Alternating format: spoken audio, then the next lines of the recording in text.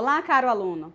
Hoje nós vamos trabalhar um exemplo voltado para MPS, conteúdo que vocês certamente já estudaram no caderno de estudos na competência 2. É muito importante que vocês prestem atenção aos exemplos que vamos ver aqui.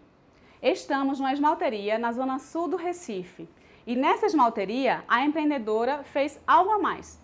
Ela ainda colocou uma loja de acessórios, uma vez que ela trabalha como designer de acessórios. Vamos a esse exemplo?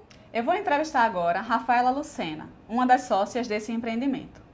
Rafaela, com relação à sua atuação como designer de acessórios, como você define quantas peças produzir?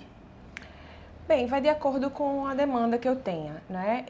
Eu tenho alguns clientes que já me fazem encomendas por mês, né? Então eu já produzo aquelas encomendas específicas para aquelas clientes e de acordo também com as vendas que eu vou sentindo, tanto aqui da loja quanto do outro ponto de venda que a gente tem externo, né? Então isso vai realmente depender.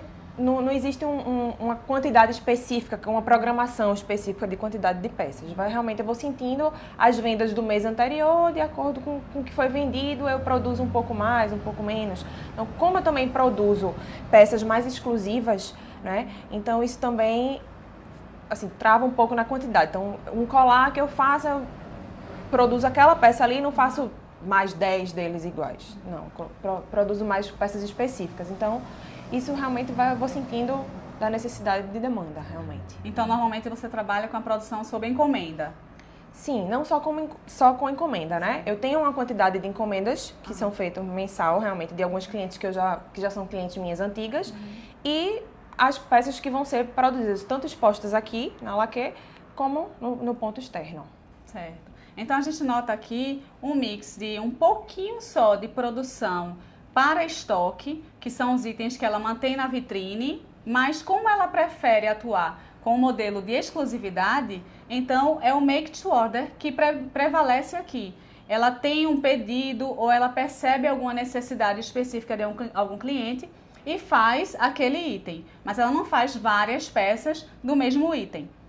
Notem que esses itens que ela produz, pelas características específicas que apresentam, fazem com que essa operação, como designer de acessórios, seja uma operação intermitente e não uma produção contínua de várias peças iguais ou que sigam determinado padrão. Rafaela, você tem calculado algum tempo médio de preparação dessas peças? Calculado previamente não, vai muito de acordo com o tipo de peça que eu vou produzir, né? Tem peças que eu levo de 5 a 10 minutos de início à conclusão da peça, como tem peças que eu inicio num dia e termino no outro. Como, por exemplo, peças que eu uso muito colagem, de strass, de miçanga. Então, eu vou preparar primeiro a base que vai receber as peças, para depois aplicar cola, aplicar a peça. Então, eu tenho que esperar secar para aí finalizar a peça. Então, vão ter peças que eu gasto de 5 a 10, como tem peças que eu inicio num dia e posso terminar no outro. Não existe realmente um tempo específico para cada peça. Item. Ótimo. Então vejam, tem momentos que ela chega a fazer uma parte inicial do trabalho de montagem da peça, deixa a peça como um produto semi-elaborado, aguardando o tempo da próxima etapa chegar. Então percebam que ela consegue identificar claramente as etapas do processo de montagem da produção do item dela. Isso é muito importante para se fazer um planejamento mestre de produção, ou seja, um MPS. Se isso acontece dentro de uma empresa, dentro de uma fábrica, de quaisquer outros itens, todos os tempos de cada processo e quais são as etapas pelas quais o item vai passar, todas elas precisam ser conhecidas para poder se calcular o MPS com uma boa acurácia. Rafaela, quantos funcionários você tem aqui na esmalteria? Hoje a gente trabalha com 4 manicures e 2 esteticistas. Certo. E você já calculou em algum momento quanto tempo cada uma dessas profissionais leva para efetuar o atendimento a uma cliente ou um cliente? Isso depende muito do serviço que elas vão executar, né?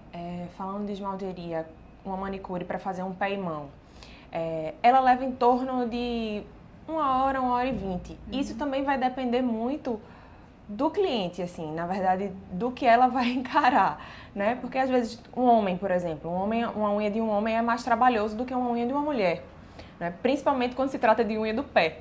Então, isso requer mais tempo na hora de execução do serviço. E também, comparando uma mulher com a outra mulher, tem clientes que fazem pé e mão toda semana. Então, essas clientes que fazem pé e mão toda semana, o serviço nelas é mais rápido, né? E aí, aquelas que fazem pé esporadicamente, então requer um tempo maior, mas uma média de 1 hora e 20 por um pé e mão. Obrigada. Vejam que interessante. As características do cliente interferem no resultado e no tempo do trabalho. Então, vejam como é peculiar, como tem uma peculiaridade esse tipo de prestação de serviço, e Rafaela certamente tem atenção a isso para calcular, imagino, a capacidade de atendimento dela. Com relação a essa capacidade, considerando, lógico, esse aspecto da produtividade, de quantos clientes ela consegue atender num período, a depender de cada tipo de cliente. Sim. Você já teve algum caso de algum cliente que agendou, disse que viria aqui, imagina que você se programou em atender uma determinada quantidade de clientes naquele dia, e aí o cliente liga e cancela? Isso já aconteceu? Sim, aconteceu. E, na verdade, quando ele liga e cancela, é até bom. O que acontece muito é ele agendar, porque a gente trabalha hoje com agendamento e com disponibilidade, né? Mas como a gente já tem um fluxo de cliente muito grande que prefere agendar semanalmente, então principalmente nos dias mais finais de semana, quinta e sexta-feira, a gente tem um fluxo muito grande de agendamento. Então quando o cliente ele agenda e não vem ou não avisa previamente, isso prejudica muito a gente, porque muitas vezes eu chego uma cliente aqui para ver se tem disponibilidade, eu digo que não tem porque tem uma cliente agendada em seguida e aí quando dá o horário da cliente, ela não chega. Então acontece muito. Diariamente eu tenho esses casos assim, de clientes que agendam e não aparecem e não avisam que não vêm. Entendi.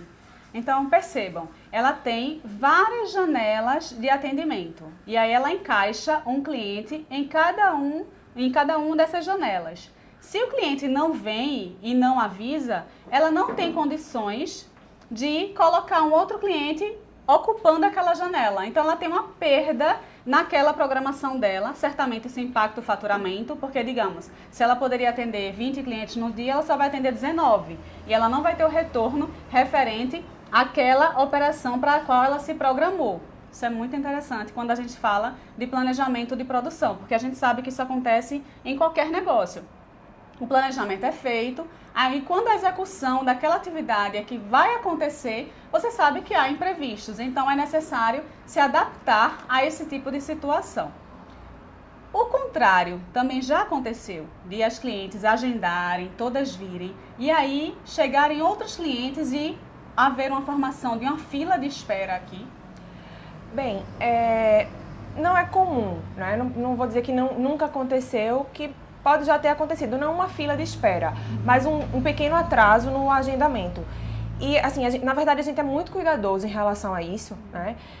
Eu procuro sempre, por isso que eu exijo tanto das clientes que marcam com a gente, porque a gente procura sempre executar os serviços direitinho nos horários marcados. Mas aí, às vezes, acontece uma cliente que estava marcado no horário anterior, atrasou 10, 15 minutos. Então, isso termina refletindo na próxima cliente, que aí esses 10, 15 minutos que a cliente anterior atrasou para chegar, vai atrasar para acabar o serviço dela e aí, consequentemente, atrasar para começar o serviço que vem em seguida.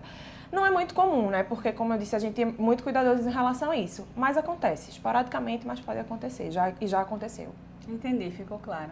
Muito obrigada mais uma vez, Rafaela. Por nada. Foram ótimas informações que você passou. E, alunos, aproveitem esse exemplo e reflitam. Como vocês imaginam que outras operações funcionam e se adaptam a realidades como essa, de ter imprevisto, de um cliente cancelar um atendimento, cancelar um agendamento e avisar ou não? Prestem atenção a esse exemplo e continuem o estudo no caderno de estudos. Até mais!